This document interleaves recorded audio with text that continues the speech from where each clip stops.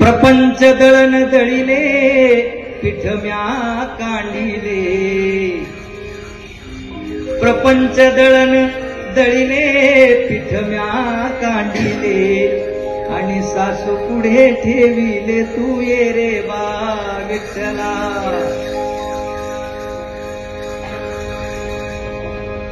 जोपर्यंत जात ही संस्कृती आपल्या घरात होती ना, तोपर्यंत सीझर ही संस्कृती आपल्या घरात नव्हती मंडळी. जेव्हापासून जात हद्दपार झालं तेव्हापासून सीझर आपल्या घरात आलेलं आहे. माझी आजी होती आणि ती मला जात्यावरची ओळी म्हणून दाखवायची. फार मला असं वाटतं 400-500 वर्षापूर्वीच तरी हे सुरावट असेल. मी तुम्हाला ऐकून दाखवतो. कोंबडा घाली साद,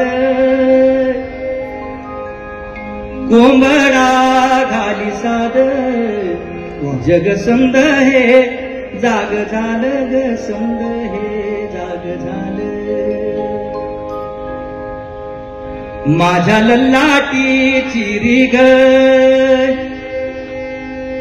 माझ्या लल्लाटी चिरी ग, उगवली बाई ग, उगवली बाई.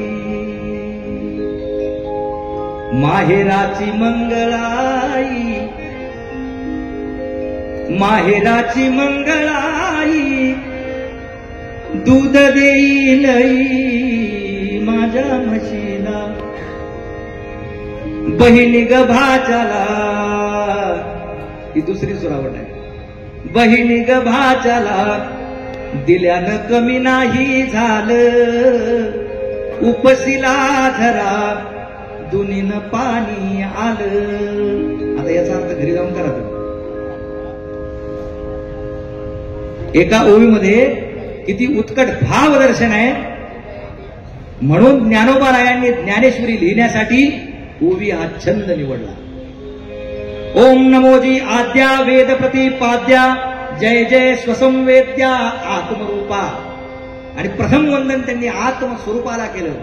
आणि नंतर देवा तुची गणेशू, सकलार्थमती प्रकाशू, म्हणे निवृत्ती दासू, अवतारी जोजे. आत्मस्वरूपाला वंदन केलं. मंडळी, आपलं लोकसंगीत फक्त अध्यात्माचं प्रबोधन करतं, आणि जे अध्यात्माचं प्रबोधन करतं तेच आपलं लोकसंगीत. दुसरं लोकसंगीत आपलं नाही. आमचे गुरुजी म्हणायचे, लोकसंगीताचं शरीर जरी मनोरंजनाचं असलं, आत्मा मात्र प्रबोधनाचा असावा.